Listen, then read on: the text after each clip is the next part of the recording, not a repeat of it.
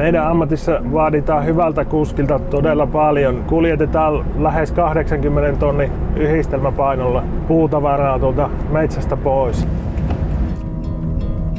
Tiet on kapeita ja jäisiä, lumisia ja jääpolanteisia.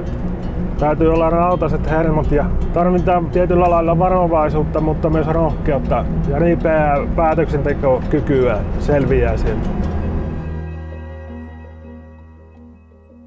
Täälpäs on toinen auto, mä soitan tonne. No Saku, terve. Ootko kuormaa tekemässä? Tulepa siihen kodalle, niin väistetään, niin me päästään sinne penäälle sitten. Kyllä, tehdään vaan sille. Mullehan oli heti selvää, että minä haluan kuljettajaksi. Siitä on 10 vuotta, kun isä kuoli ja sen jälkeen firmaa on pyörittänyt minä ja minun vaimon kanssa. Perheyritys on varmaan tiiviimmillään sitä, mitä se meillä on. Että meillä ollaan yrittäjiä aamulla herätessä. Illalla saunan lauteilla voidaan keskustella työkuvioita vaimon kanssa. Tytöt voi tulla kysymään, missä meidän autot on menossa. Yrittäjiä koko perhe elää yrityksellä.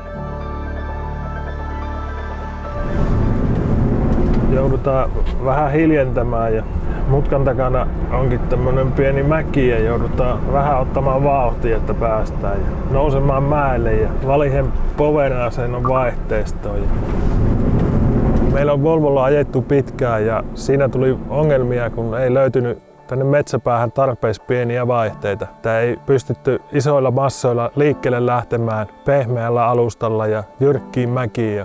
Sen takia valittiin nyt uudet ryömintävaihteilla varustettu ICE-vaihteisto ja se ongelma on ratkaistu, että nyt me päästään liikkeelle aina, että takuu varmasti pyörät pyörii, onko edessä jyrkkä mäki tai pehmeä alusta.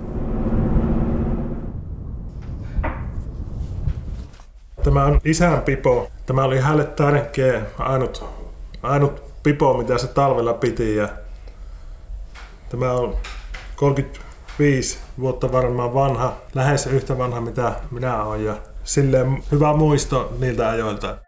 Tässä on Uki ensimmäiset omat autot vuonna 1968. Se on aloittanut autoilun tämmöisillä autoilla.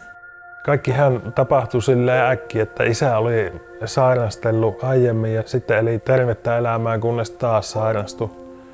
Ja elettiin kumminkin talveen. Yhäkin isä olikin kuollut. No eihän siinä osannut, kun ajettiin vaan puita, mitä oltiin opittu tekemään ja mentiin. Kunnes huomasin, että kaikki varaosat on loppu, niin sitä piti miettiä, että ei ole muita vastuumiehiä, että se on itse ruvettava hommaamaan kaikki. Joka oli iso muutos nuorelle miehelle, 25-6 vuotta ikää ja siinä piti miettiä täydellinen elämänmuutos, että on iso vastuu itsellä tästä eteenpäin.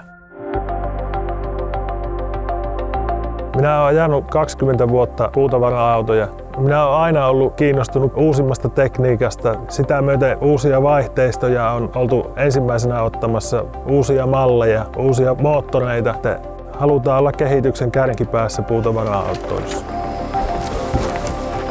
Volvo FH16 750 napaa perillä ryömintävaihteella on lähes täydellinen puuauto. On käyttänyt leikkisesti esimerkkiä, että jos luoja loi paremman puuauton, niin se varmaan piti se itsellään ja antoi meille vaan tommosen.